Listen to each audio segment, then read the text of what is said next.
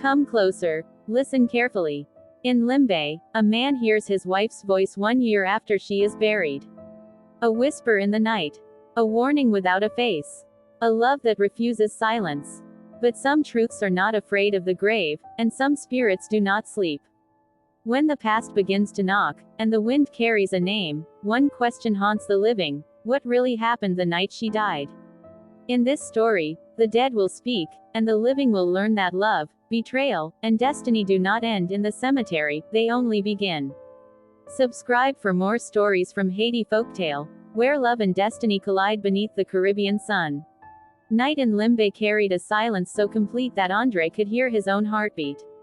The wind slipped through the shutters of his small house, stirring the curtains beside his bed. He lay awake, staring at the ceiling, unable to surrender to sleep. Even after a year, the nights had not become easier. Then he heard it. A whisper, soft as breath against his ear. "André, you are not safe." He bolted upright, his pulse slamming through him. The room was empty. The night was still. The only light came from the small lamp by his bedside, its warm glow spilling across the wooden floor. He swallowed hard, eyes scanning every corner. That voice. He knew that voice. "Térésa," he whispered before he could stop himself. Silence answered. But the air felt colder now, as if someone had been sitting beside him only moments ago. He stood, rubbed his face, and tried to breathe, but the weight in his chest only grew heavier. He walked to the kitchen, poured a glass of water, and leaned on the counter, gripping the edges until his knuckles whitened. He had heard her before. Not every night, not even every week, but often enough to know this was not imagination. Sometimes in dreams. Sometimes, in that fragile moment between waking and sleep. Sometimes, in the quiet hours before dawn. Her voice, loving, broken, familiar. Térésa, his wife. Gone 1 year, 3 months, and 11 days. The memory moved like a blade through his mind. The scent of her perfume, the softness of her laugh, the warmth of her hand in his, the life they built, the vows they believed would stretch into old age. They were married only 4 years before death stole her from his arms. They said it was a sudden illness. A complication. A tragedy without a reason. He buried her on a hill overlooking the river, beneath a mango tree she used to sit under as a child. And for months, he could not sleep at all. When he finally began to breathe again, when he finally tried to stand, when he finally began to hope for a life beyond grief. That was when the whispers started. At first, he dismissed them as dreams born of loneliness. Then he heard his name in an empty room. Then a chair moved when no window was open. Then he smelled her perfume, at midnight. He told no one. Because how could he? In Limbé, people understood spirits. But they also understood that some spirits were not to be invited, not to be pursued, not to be spoken to. And yet, she spoke to him. "André, you are not safe." Her whisper replayed in his mind, over and over. From what? From who? Why now? He had just begun rebuilding his life. Slowly, carefully, with guilt in every step. Then Narrated entered his world. She came into his life like morning sunlight slipping under a closed door, soft, unexpected, persistent. She was a teacher at the small school near the river. Gentle voice, kind eyes, a presence that soothed the ache he tried so hard to disguise. She never pushed him to talk. She never asked about the shadows in his expression. She only smiled, listened, and gave warmth to a heart that had forgotten how to receive it. For the first time since Térésa's death, he felt something shift inside him, something like hope. Something like possibility. And that was when the nights grew louder. The whispers are more frequent. The presence heavier. As if Térésa knew. As if she watched. As if she refused to let go. André set the empty glass down, his hand trembling slightly. He whispered to the darkened hallway. "What do you want from me?" No answer. Only the sound of the wind outside, pushing softly through the banana leaves near his window. He returned to the bedroom but did not sit down. Instead, he stood at the foot of the bed and stared at the framed photograph on the dresser, a picture of him and Térésa on the day they moved into this house. She was leaning on his shoulder, smiling, her eyes full of life. "I loved you," he said quietly. "I still do. But I can't keep drowning in the past." I'm trying to live again. His voice cracked. You have to let me go. A sudden chill swept the room. The lamp flickered. And behind him, so close he could feel the breath on his neck, came the whisper again, softer this time, yet filled with unbearable emotion. André. He spun around. No one. Nothing. Just the memory of her voice and the crushing certainty that she was not finished with him. Not yet. The next morning, André stepped outside into the pale light of Limbé's dawn. A soft mist clung to the ground, wrapping the countryside in a quiet veil. Roosters crowed in the distance. The world looked peaceful, ordinary, untouched by the voices of the dead. But André's chest was tight, his thoughts restless. He forced himself through his routine, washing his face, feeding the animals in the yard, cutting fruit for breakfast. Anything to push away the echo of Térésa's whisper. Anything to feel normal, even for a moment. He was slicing a mango when he saw her through the kitchen window. Narrated. She walked along the dirt path leading to his home, carrying a basket of bread covered by a cloth. Her presence softened him instantly. She moved with the calm grace of someone who never rushed time, someone who understood silence without fearing it. André stepped out to meet her. Good morning, she said gently, her voice warm. I brought something fresh from Madame Lemie's oven. You always bring too much, André replied, managing a small smile. Then you should eat more, she answered, half teasing, half concerned. Her eyes lingered on him a moment. You didn't sleep. It wasn't a question. André hesitated, searching her face. Narrated had a way of seeing through people, quietly, respectfully, but clearly. No, he admitted. The nights are still difficult sometimes. She didn't pry. She simply nodded and said, walk with me. The river is clear this morning. He agreed, grateful for any distraction. They walked side by side down the winding path, past rows of plantains and quiet houses, until they reached the slow-moving river that curved like a ribbon through the land. Narrated set the basket down and sat on a large flat rock beside the water. André sat beside her. For a time, they listened to the current and said nothing. Finally, she spoke. André, I don't need to know everything. Not yet. But I want you to know something. She turned to him, sincerity shining in her dark, soft eyes. Grief doesn't have a schedule. And it doesn't leave just because life continues. You don't have to pretend with me. Her words slipped gently into the cracks of him, filling a silence that had sat heavy for too long. But before he could answer, something shifted in the air. The breeze stopped. The river's sound muted. The world itself seemed to pause, just for a heartbeat. André's skin prickled. He turned sharply, scanning the trees behind them.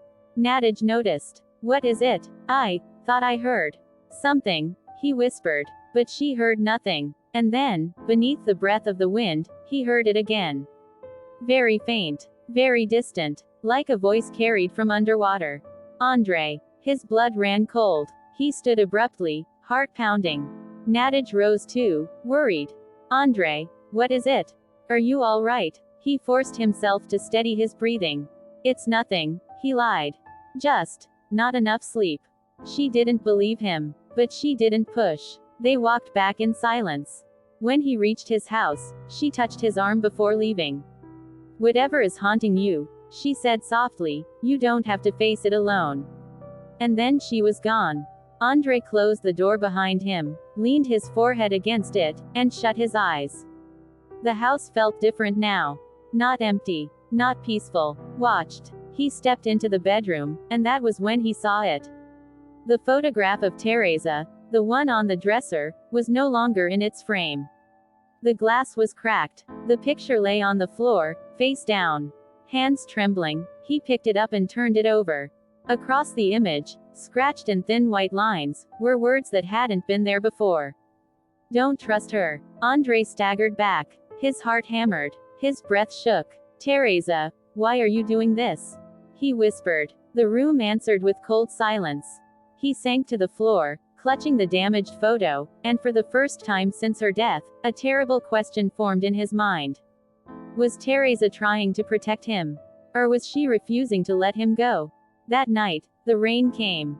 Limbé's skies opened in a heavy downpour, drumming on André's roof and flooding the yard in sheets of silver.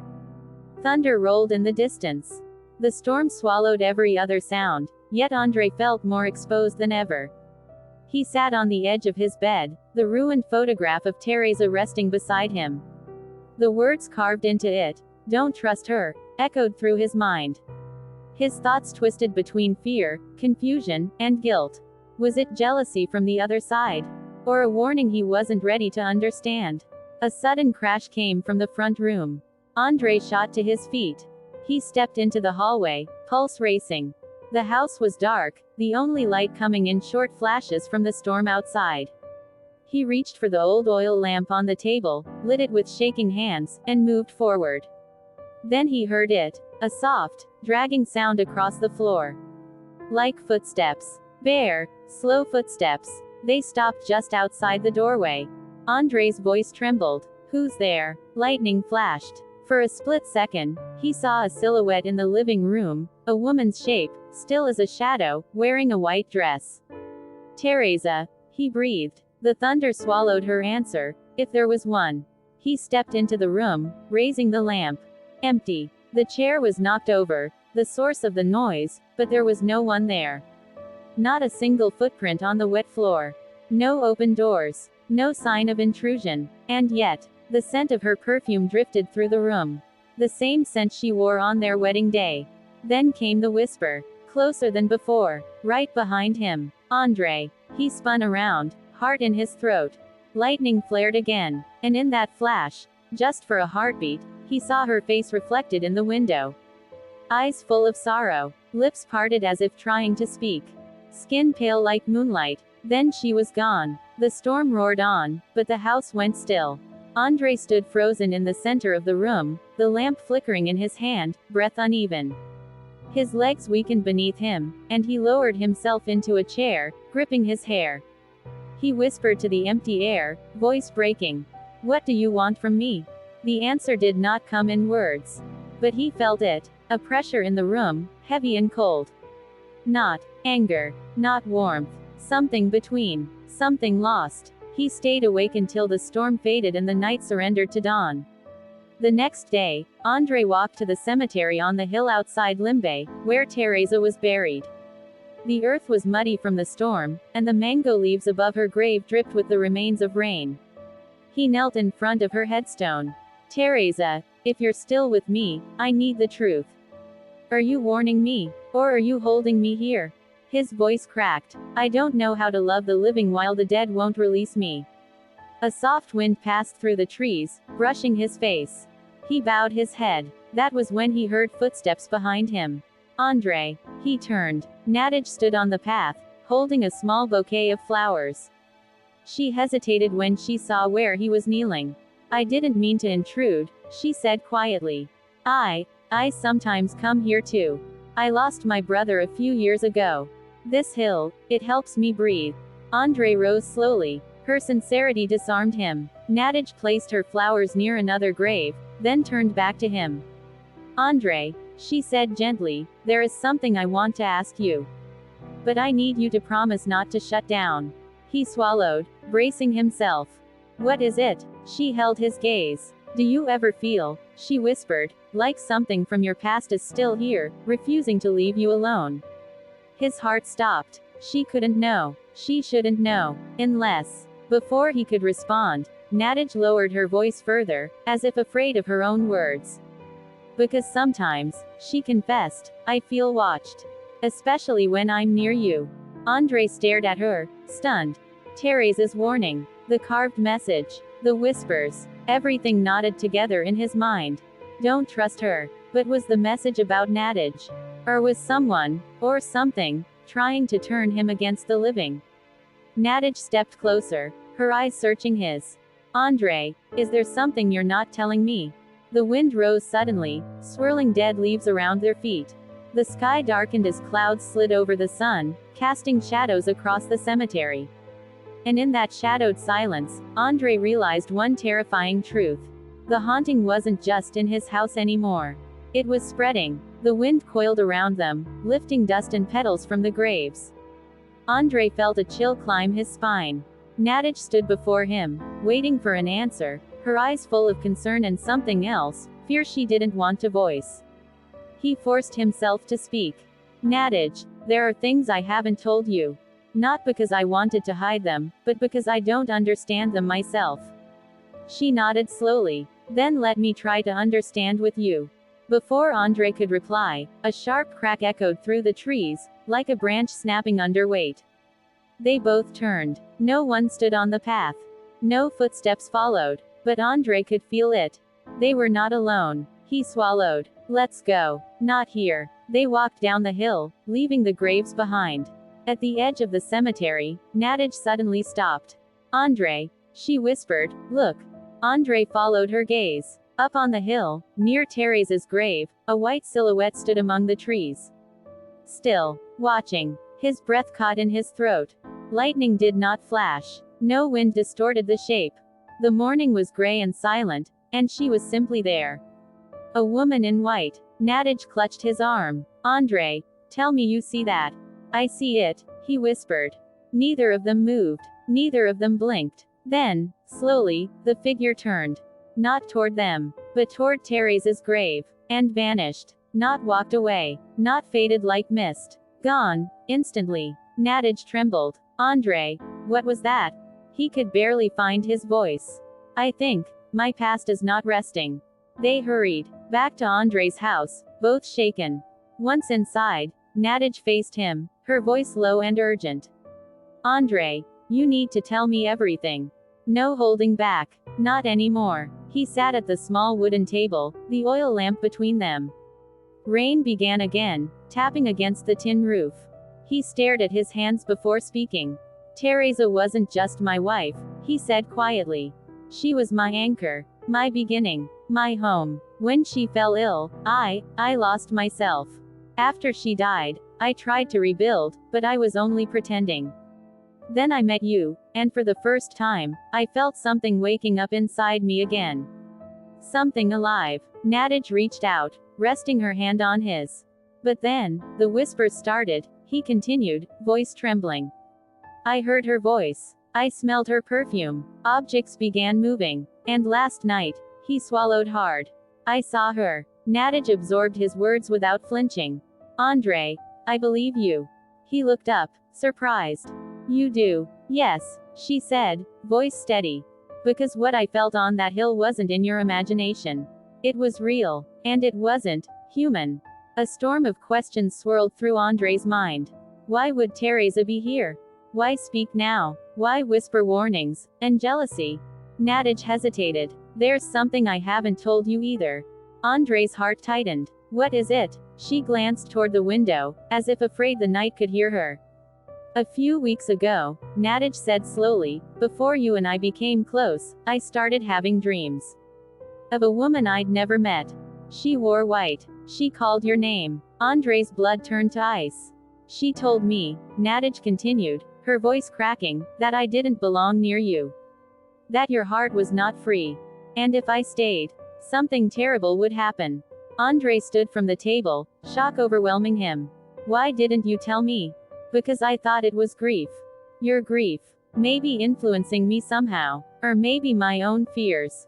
But now, her eyes filled with tears. Now I'm scared, André. Not of you, but of whatever is attached to you. The house moaned under the weight of wind. André lowered himself into the chair again, head spinning. If Térésa is trying to warn me, why threaten you? Why write? Don't trust her. Why appear angry one moment and protective the next? Nadej whispered the question neither wanted to speak aloud. What if it's not really her? The lamp flickered violently. The air grew cold. Then, all at once, every shutter in the house slammed shut.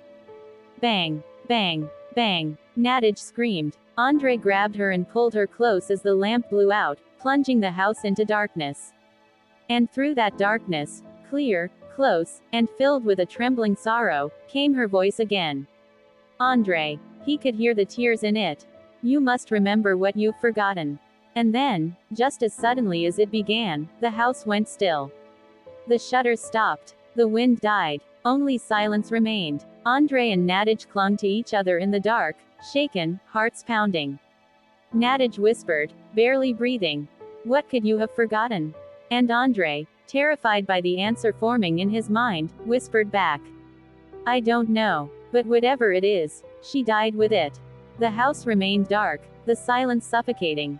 André held the lamp with shaking fingers, trying to relight it, but his hands were unsteady.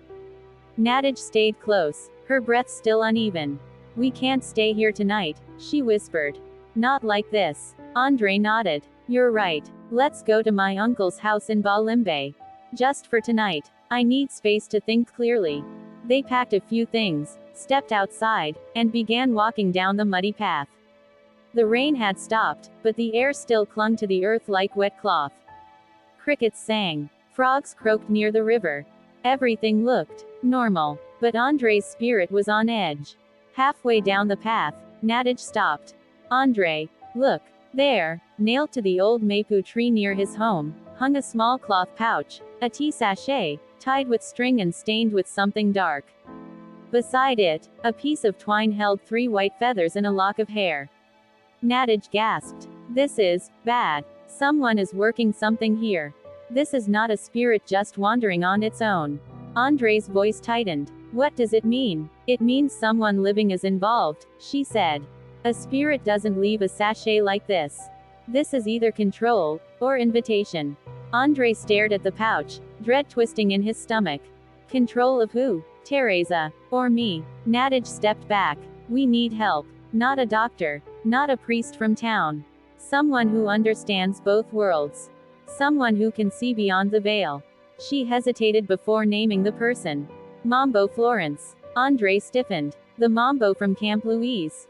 People say. I know what people say, Narrated cut in. But I also know she's real. And she won't be afraid of this. Lightning flashed far in the distance, silent but bright. André exhaled, defeated. All right. Tomorrow, we go to her. Narrated touched his hand, relief in her eyes. They continued down the path. But André never stopped looking over his shoulder. They reached Limbé before midnight and stayed at his uncle Gerald's house. Gerald was a quiet man who never asked questions he didn't need answers to. He welcomed Narrated with respect and gave them separate rooms to rest. But André did not sleep.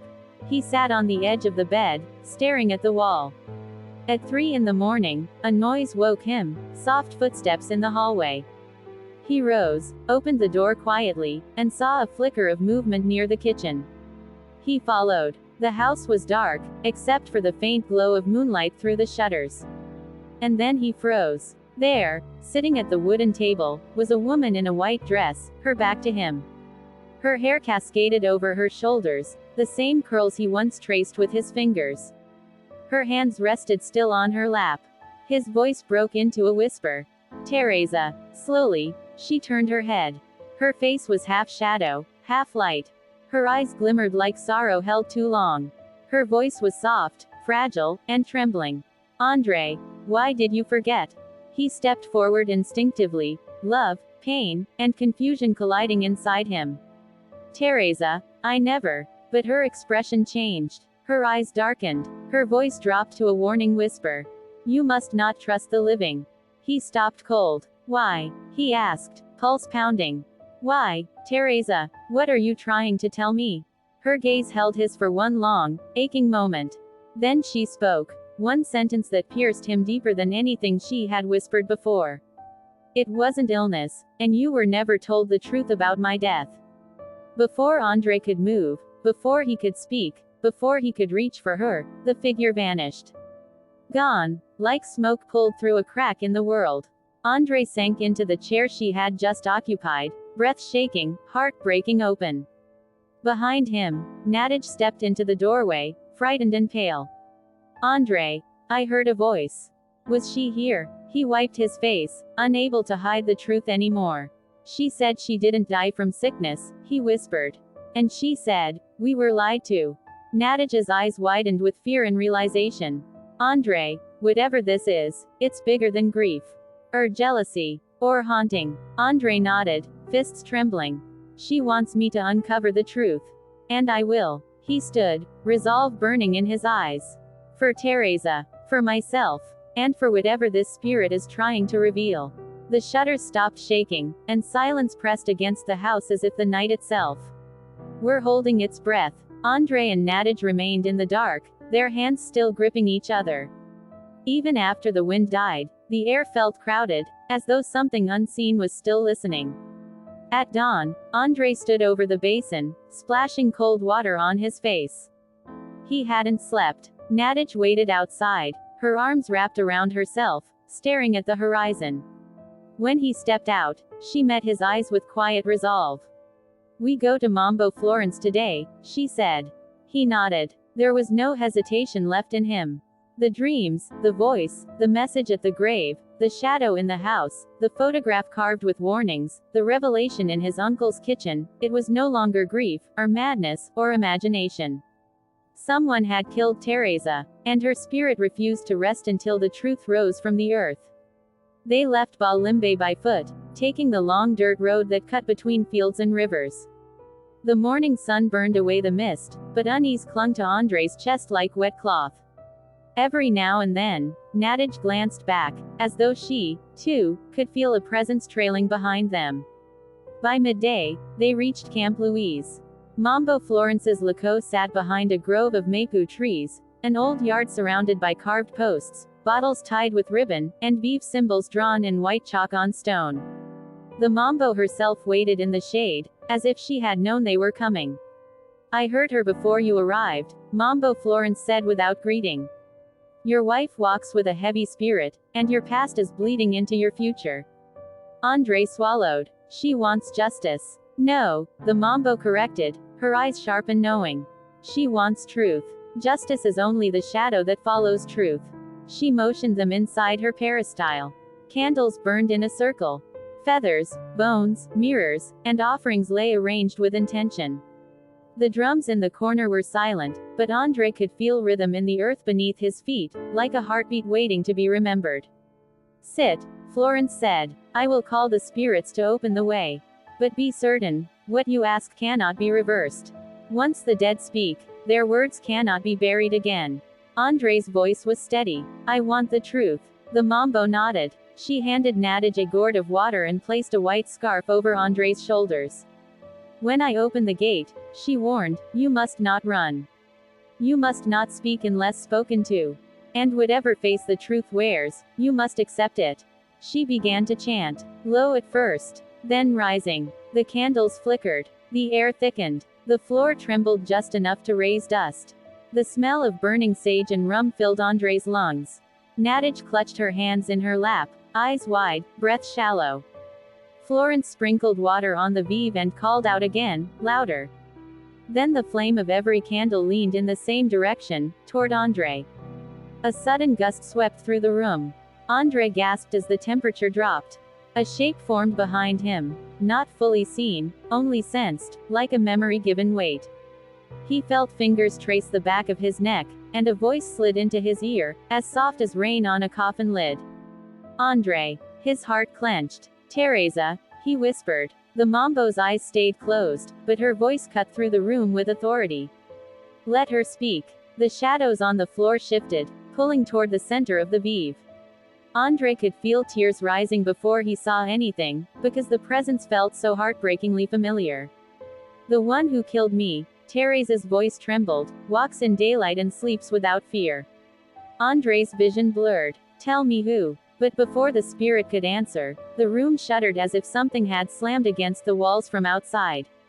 One candle went out. Then another. Mambo Florence snapped her eyes open. "There is resistance," she warned. "Someone does not want the truth revealed. Someone in the world of the living is fighting back." André's jaw tightened. "Then push harder." Florence placed both hands on the vive and called again, not gently this time, but like a command that came from generations behind her. The floor trembled. The air roared. A voice rose from the circle, raw, anguished, undeniable. "He said I should have chosen him. He said a woman as beautiful as me did not belong with a working man. He said I threw away a future he offered. When I refused him, he made sure I would never belong to anyone." Narrated covered her mouth in horror. André's blood turned to fire. "Tell me his name," he cried. The candles flared all at once. And the spirit whispered the name of the man who killed her. A name André knew. A name that sat in the town like a crown. A name spoken with respect in public. And poison in private. The name hit André's chest like a stone. His vision narrowed. His fists shook. And without thinking, he stood up so fast the candles shuddered around him. Narrated rose, too. André. But his voice was already dark with a resolve he had never felt before. He took her life, André said. Now the spirits can take his. Mambo Florence stepped into his path. No, you do not touch him. You do not carry that sin. We will summon justice the old way. Through the spirits. Through the ancestors. Through the gate, he cannot run from. Outside, thunder cracked, though the sky was clear. Something had heard. Something had answered. Florence looked at André with grave eyes. Tonight, we begin the ritual of the mirror. The spirits will drag his truth into the open. And once they do, no wealth, no influence, and no lies will protect him from what waits in the dark. André slowly exhaled. Narrated took his hand, not to stop him, but to steady him. The Mambo raised her candle and spoke the final words of the afternoon ceremony. The living will fear judgment. The dead will speak the truth. And by sunrise, one soul will pay its debt. The shadows around them pulsed like breath. The path to justice had begun. André knelt beside the cracked mirror, his breath shallow as the air in the peristyle thickened. The reflection inside the glass rippled like disturbed water, and Mambo Florence's voice cut through the rising wind. Spirits, show what was hidden in shadow. Reveal the truth that walks in daylight. The mirror darkened. André gripped the floor. Narrated held her breath. Then, the vision appeared. It's not a balcony. It's not an accident. Not an illness. But a ritual. Térésa knelt in a candlelit room, terrified, her hands bound by red cord. Across from her, dressed in fine clothes, stood the wealthy businessman, mask of charm gone, hunger and madness in its place. Behind him, a boker marked beeves on the floor with bone-white powder. Bottles of rum. Dark herbs. A bowl stained red. You should have chosen me, the businessman said in the vision. I offered you a life of gold, and you preferred a life of dust with that working man. Térésa spat at his feet. My heart is not for sale. His eyes hardened. Then your soul will be. The boker began chanting. The candles flickered blue. Térésa screamed as smoke coiled around her like living rope. The businessman stepped closer, pressing a hand over her heart. I would rather see you dead and bound to me, he whispered, than alive in another man's arms. Térésa's body shook violently. Her lips moved in prayer. The boker's chant intensified. A shadow rose behind her, huge and hungry, swallowing the light as her eyelids fluttered and her breathing slowed. She slumped forward. Her body became still. The mirror flashed, showing mourners, doctors, and neighbors, all believing she died of a sudden unexplained illness. But her spirit, unable to pass, chained to the pact, wandered in agony, trapped between worlds. The vision shattered. The mirror cracked. André collapsed to his knees, trembling with rage and grief. Narrated wrapped her arms around him, but he barely felt the touch. Florence stepped forward. This was no illness. He used a binding to enslave her spirit. That is why she cannot rest. That is why she whispers. That is why she warns. André lifted his head, eyes burning. Then unbind her. Break it. We will, the Mambo replied. But understand, once the binding is broken, the spirits will claim a debt. The one who made the pact must pay. And the spirits do not collect gently. André did not hesitate. He deserves worse. Florence nodded. Then tonight, we call justice. Outside, thunder rolled though no storm hung in the sky. The spirits were listening. Night fell. Drums began outside the peristyle. The smell of incense and clarin filled the air. The candles were arranged in a circle, the cracked mirror at the center, a white rooster to one side, and a black bowl of water on the other. Florence stood before the beeve and raised her arms. Spirits of justice, come. Ancestors, witness. Let no lie stand. Let no wicked one hide. The drums deepened. The wind rose. The shadows stretched long. At that same moment, in his grand house in Limbé, the businessman jolted awake. His chest tightened. The walls seemed to breathe. Whispers filled his ears. He stumbled from his bed, gasping, realizing too late that the door he opened was not his hallway, but darkness. Hands of shadow dragged him to his knees. Back in the peristyle, Florence's chant rose. Let the mirror bind him. Let the spirits seize him. The mirror glowed. The businessman's face formed in its surface, eyes wild, body trembling. You cannot do this, he screamed. I am a man of status. A great wind roared through the peristyle, silencing him. The candles flared high and turned red at the tips. The ancestors had arrived. The mirror shook. The businessman's image convulsed. Then Térésa's spirit appeared behind him, no longer weak, no longer trembling. The binding was breaking. The chains that once held her flickered, cracked, and shattered like glass.